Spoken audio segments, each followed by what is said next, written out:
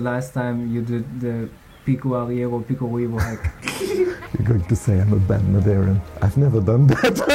Madeira ist in den letzten Jahren immer beliebter und beliebter geworden. Nicht nur bei Touristen, sondern auch bei Digitalnomaden. Wenn du aber ein bisschen mehr vom echten Leben der Madeirenser sehen willst, wird dir dieses Video gefallen. Viel Spaß! Auf der Insel werden ungefähr 12.000 Tonnen Zuckerrohr produziert. Sí, batata jarén y agua caliente. And it's special to Madeira. It's special to Madeira. So much flavor. What is your dream in life? I have already my dream. I'm happy. So.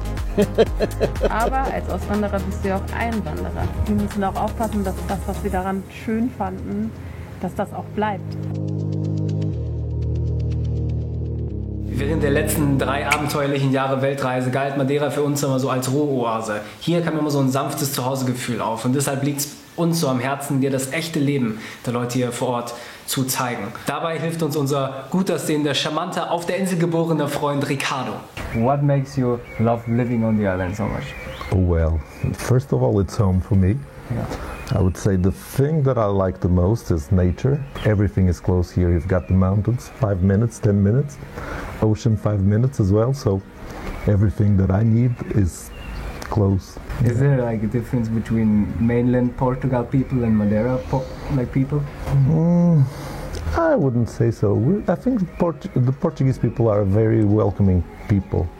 We're used to having people from all over the world. And traditionally, I think we are good hosts. Yeah. There's one special drink on the island. I know you don't drink it so much. The one that you know better than I? Yes. Okay. Tell the people, what is poncha? So poncha is a traditional drink. I mean, there are different versions, but the one that's more traditional, I think, is pescador, the one that you have, which usually is just what is it, rum, sugar, and lemon. And then there are other variants with, instead of sugar, have honey. People do love it. I don't like it so much, but that's me. Das ist der Style. Das ist das normale Poncha-Glas hier. Und wir trinken aber lieber mit Eis, con Gelo und Peanuts. Peanuts hat man normalerweise dazu. Du hast gesehen, der Rum dieses alkoholisierenden Getränks kommt hier aus der Insel. Besser gesagt hier von den Zuckerrohrplantagen unserer Nachbarn. Und zufällig ist jetzt gerade Mai, April die Erntezeit des Zuckerrohrs und dann treffen sich immer die Freunde der Nachbarn und in diesen riesigen Bündeln packen sie den Zuckerrohr zusammen, packen den auf den Truck drauf und der Truck fährt dann zu einer der 2 Zuckerrohrfabriken der Insel. Die eine ist hier in Calheta bei uns und die andere ist in Ponta do Cruz, zur ältesten Zuckerrohrfabrik der Insel. Schauen wir zusammen mal rein.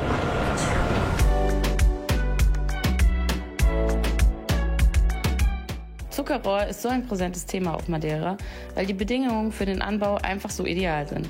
Seit dem 15. Jahrhundert gilt Zuckerrohr schon als eines der wertvollsten Produkte der Landwirtschaft auf der Insel und bietet entsprechend auch viele Arbeitsplätze. Also der Eintritt ist frei hier und wir sind gerade zur perfekten Zeit mit diversen Reisetourbus hier angekommen. Sehr voll. Hier in der ältesten Fabrik der Insel, in Ponta da Cruz, kann man die noch immer genutzten alten traditionellen Maschinen sehen, die den Saft auspressen. Der wird dann weiterverarbeitet zu Rum oder einem süßen Sirup. Auf der Insel werden ungefähr 12.000 Tonnen Zuckerrohr produziert und hier in der alten Fabrik werden davon so ein Viertel verarbeitet, so über 3.000 Tonnen ungefähr. Das ist schon eine ganze Menge. Umgerechnet für 1 Liter Rum mit so 50% Alkoholgehalt werden einfach 12 Kilo frisches Zuckerrohr gebraucht. Neben dem Zuckerrohr ist Madeira auch für die Banane bekannt und die hunderten Bananenplantagen, die sich über die ganze Insel ziehen. Das ist die Staude hier, noch in grün, das ist die Blüte und das sind die kleinen Babybananen. Was dir aber nicht sofort ins Auge fällt, ist, dass Madeira auf 3 Klimazonen anbauen kann. Agrarprodukte. Und das erkundigen wir jetzt auf unserem beliebtesten Lieblingsmarkt zusammen in der nächsten Section und die verschiedenen Produkte. Tschüss. Vor 3 Jahren, als wir das erste Mal hier auf dem Markt waren, stand dieser Mann hinter uns schon an seinem Stand draußen am Bolo do Caco gebraten. Das traditionelle Kartoffelbrot von Madeira. Sí, batata jarén. Y sal. Sal. Y frumento. Y agua caliente. Aha. Agua caliente. Das ist das echte Leben. Jeden Sonntag gehen wir hier zum Bauernmarkt und kaufen die frischesten Gemüse und Früchte ein für die ganze Woche. Gehen wir zusammen rein.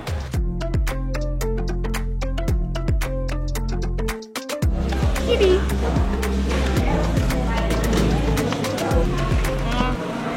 Hopplu!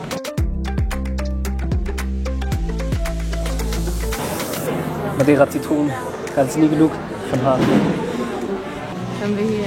Wir haben jetzt Spinat und Avocados gekauft. 160. Okay. Parati, obrigado. Wir sind jetzt an dem Stand von unserem Lieblingsfarmer Gabriel angekommen und kaufen hier alles ein. Wieso ist der Lieblingsfarmer? Weil es ja einfach so viele verschiedene Sachen gibt und very fresh. When it's ripe, it's yellow on one side, and this you can keep for 2-3 days outside of the fridge. Don't put inside of the fridge. Okay. Obrigado. We call apple banana. Apple because banana. the taste is Like an apple. like an apple. And it's special to Madeira. It's a special to Madeira. Can you eat it like this, like green? No, they have to be yellow. And how many days they take to be yellow? 5-6 days. So we keep it? Yeah, for you 5, keep 6 it days and then outside. Don't put in the fridge because they come black. Never put bananas in the fridge. Oh, okay. Never, Never. never. Never. Wir kriegen hier wirklich alles auf Madeira. Bananen, Orangen, jedes Gemüse. Das ist so besonders an dieser Insel, weil es wirklich verschiedene Klimazonen gibt. Und an jeder Klimazone kann man verschiedene Sachen anbauen. Und dementsprechend kriegt man wirklich alles. Und weil die Leute so passioniert sind und auch Landwirtschaft lieben, ja, this is the result. These ones are the originally from Madeira. You wash them, you don't peel them. In the oven, 180 degrees, about 20 minutes, half an hour. You put a knife in, if the knife goes, it's ready. That's the best way, the best taste you can get. We will try this. Okay, let me see. It's okay. Nur für Sonntage haben wir hier diesen Transporter extra. Und für so 40, 50 Euro haben wir jetzt für eine ganze Woche Gemüse eingekauft. Das frischeste, ungespritzte, tollste Gemüse.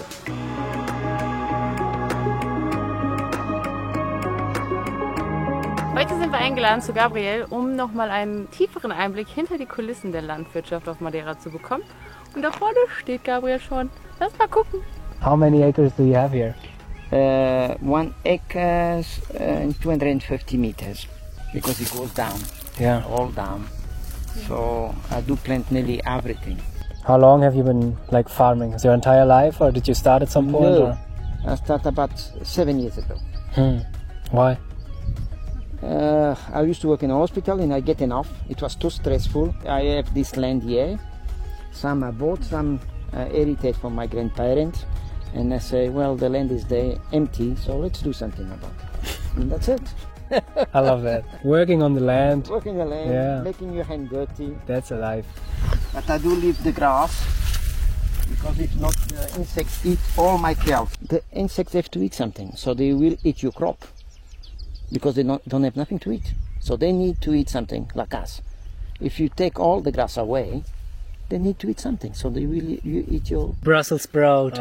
It's Leah's favorite vegetable. We use lots of pesticides to make the plants grow more, to keep up with consumption, but But I mean- that's why there's no taste. yeah. Because they grow too quick. They give them too much fertilizers, too much insecticides. And there's no seed. In this, yeah, well, the seeds is because they modify the seeds to produce better, but the taste is not the same. Yeah. And the vitamins are not there as well. No, no. Wir haben eine kleine Blume gefunden, eine essbare Blüte. Die macht man normalerweise in Salat, aber die kann man auch einfach so raw essen. Straight from Mother Gaia. It's actually very tasty, it's not bitter. No, no.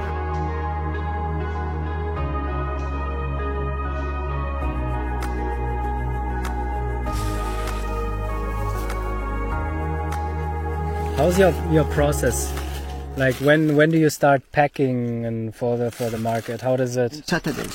Saturdays you pack everything and I wake up early in the morning, then I take everything from the ground, and I pack everything, I wash everything, and then Sunday morning to the market. It's a big day, Saturdays. ah yes, this is what they market in the tourist markets.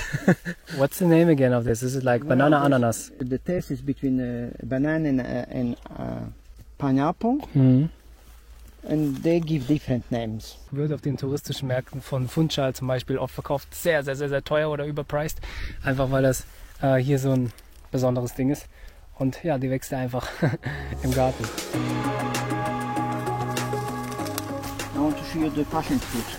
Oh, that's beautiful, huh? The passion fruit, and this is the fruit, but it's still green. Okay, the flower.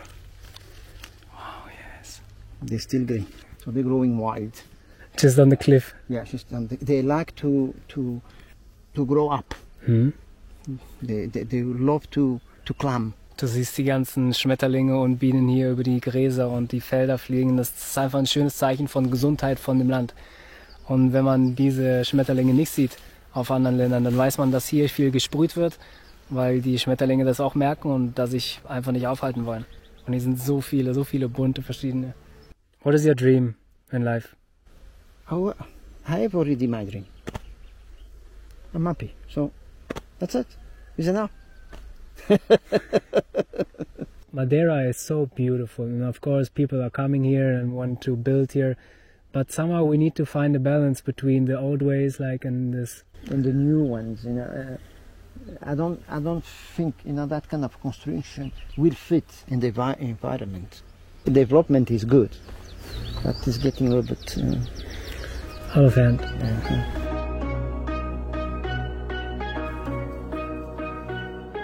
Do you sometimes have helpers here, or do you do it all by yourself? I do all by myself. That's the passion. Take care every day? Yes. At least 5 hours a day. Wow. At least, if not.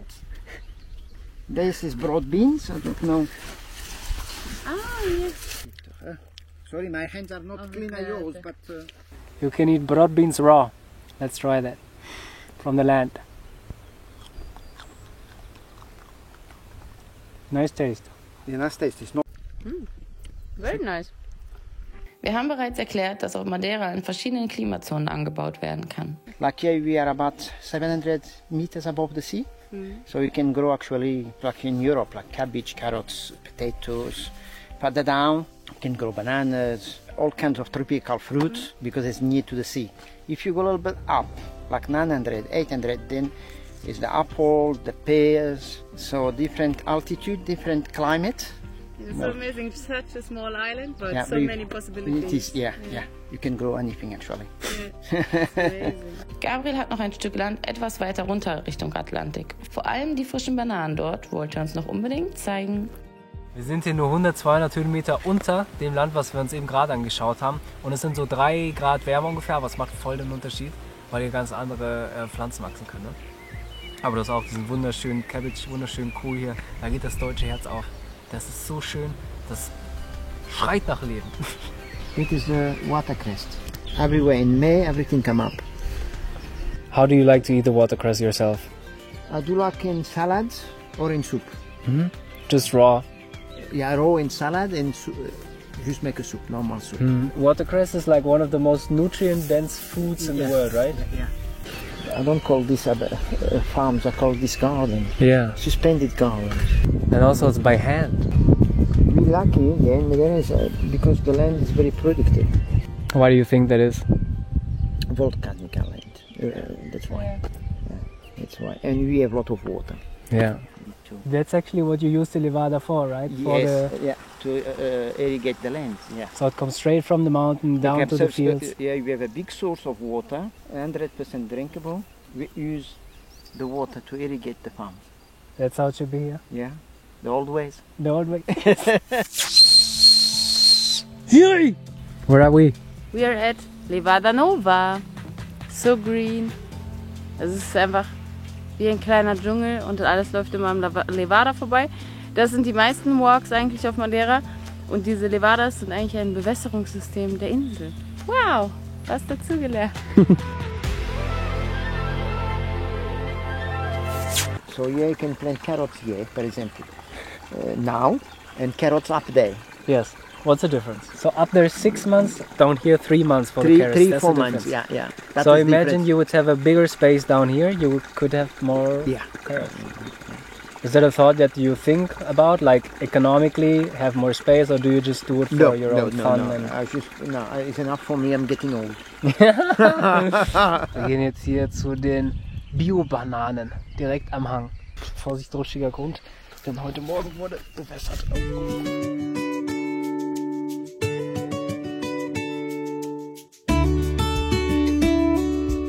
nothing in the ground, they just grow. Organic, you don't get bunch with 80 kilos. Impossible. How much is like one bench of this banana? This one's, yeah, maybe 20. 20 kilos, maybe. Yeah, Wow. but, 80 and 20, it's a big difference, huh?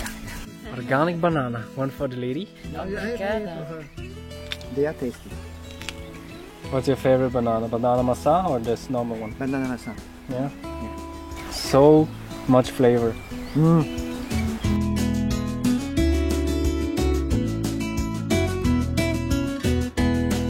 It's Grenadelas. Grenadelas. It's a family of the maracuja, but it's not the same taste. Is it sweet or sour or? For me, they are the best, better than the Algon. That one is nearly ready. I'm gonna open for you to taste. Okay. Wow, looks so special. Aha. Very, very good. They are not acid like the maracuja. Yeah, there's a little bit milder. This one. Very glitchy. Glitchy, yes. Smells like a little bit like the maracuja passion fruit. Huh? Yeah, but it's not. We don't see much here in Madeira. We see them but from overseas. Is there any like plant native to Madeira? Not really a fruit. What I know, no. Nicht so sauer wie eine Maracuja. So süß, so saftig, so. Wir hatten im Amazonas, nachdem wir von dem Wespen angegriffen wurden, auch so eine ähnliche Frucht. Kannst du mal zurückgehen in das Video, verlinke ich dir hier oben gerade. Das ist so lecker. Also die meisten Pflanzen, die hierher gekommen sind, die Früchte und Gemüsesorten, das kam dadurch, dass die Portugiesen so viele Kolonien hatten, überall auf der Welt verteilt, und die haben die Früchte nach hier gebracht und das Gemüse, die Samen, und dann konnte man das hier eben ganz gut einpflanzen, und dadurch gibt es hier so eine große Vielfalt. Sonst richtig einheimische Gemüse, Pflanzen und Früchte gibt es gar nicht so viele. Das kommt wirklich alles von hier und da. That's amazing that you just think about it, like you say, oh, this land can rest now, because it's also important to give it time. Yeah, And yeah. I think many people forget about this part of Yeah. give the They nature need, some like, time. you know, if I and plant rest. potatoes this year, the next year I will not plant potatoes here. Yeah. I will plant something else, or I just leave it. Why do you think your garden is so great? What is the secret sauce that you use? Is it the love that you put inside, the balance of the soil, or? It's the balance of the soil, and I like it. I really need to love something to do it. Yes. If you work in something you don't like it, just give up. Go to something else. Try something else. Yeah, I agree. And I think that love really makes a difference Yeah, to make the plants. Yeah, to the plants, yes. Sometimes I talk to them. They say, why you don't grow?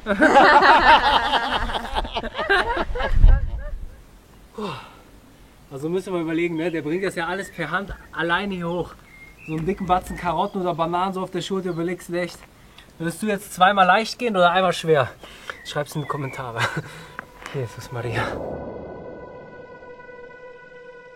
I think Madeira has been winning the World Travel Awards destination, best island destination for like 7 or 8 years in a row now.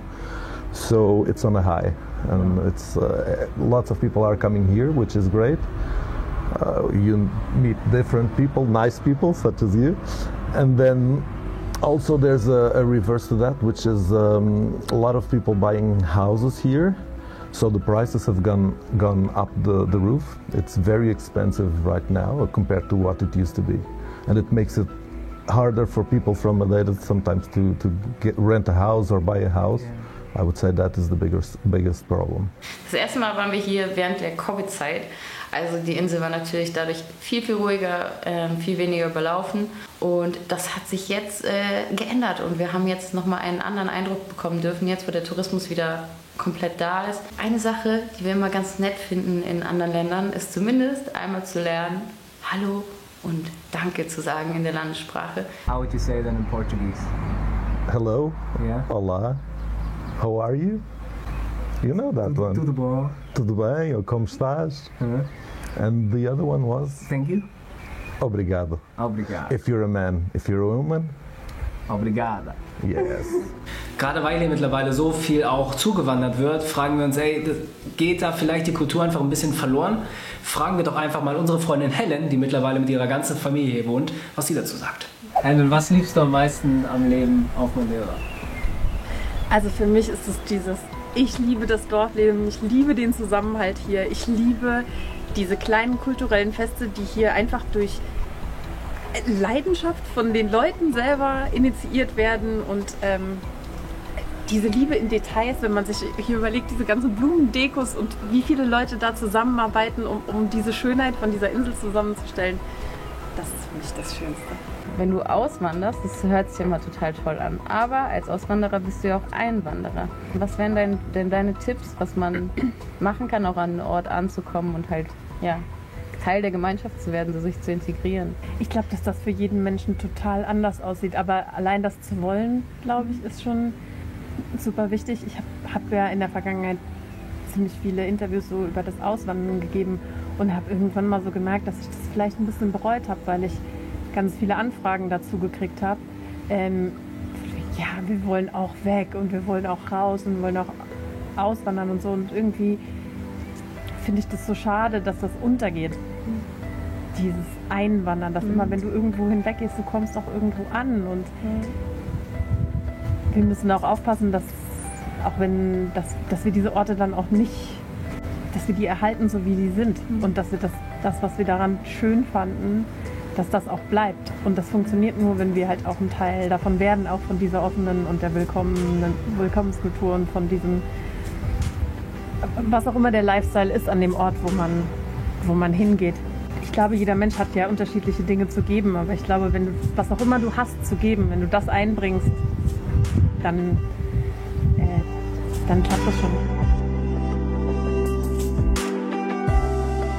Dieses Video soll nochmal als kleine Inspiration dienen, vielleicht einen Ort auch nochmal von einer anderen Perspektive zu betrachten und nicht nur die schönen Wanderungen zu machen, sondern einfach mal zu schauen, wie sieht denn die Kultur aus? Was machen die Menschen hier so den ganzen Tag eigentlich? Weil das ist doch das, was hängen bleibt zum Schluss, oder? Ja, diese Landschaften, Gipfel, Ausblick und sowas, das holt dich runter und entspannt und sowas, aber was du doch wirklich in Erinnerung behältst von deiner Zeit irgendwie im Ausland oder beim Urlaub, sind diese witzigen, zufälligen Momente, die zwischenmenschlich geschehen, weißt du? Einfach diese random Unterhaltung mit einem Taxifahrer oder mit jemandem, mit einem Bauern, den du am Straßenrand triffst und sowas, wenn man miteinander lachen kann, wenn man voneinander lernen kann. Das ist das, was uns hier in den letzten 3 Jahren einfach immer in Erinnerung geblieben ist. Wunderschön. Und die Maderenser machen einem das wirklich sehr einfach, weil die Leute hier so unglaublich offen und freundlich sind. Einfach mal in eine Bar zu gehen, in eine kleine, unspektakuläre, nicht an eine Promenade am Strand in eine Bar gehen, sondern einfach hier im Dörfchen oder so. Eigentlich schon da kommt man ganz schnell in Gespräch, kann Leute kennenlernen. Im nächsten Video seht ihr, wie wir mit Jensi zusammen von der Insel Madeira nach Porto Santo zur Nachbarinsel segeln. Wir sind beide noch nie vorher gesegelt. Wir waren jetzt gerade auf den offenen Atlantik. Wir landen jetzt Offroad. Und tuckern jetzt einfach 10 Stunden über den Atlantik. Und es war eine wilde Sause. Also abonniere den Kanal, wenn du das nicht verpassen magst. Das ist so eine intensive Freiheit, die ich gerade spüre. Und dann sehen wir dich im nächsten Video.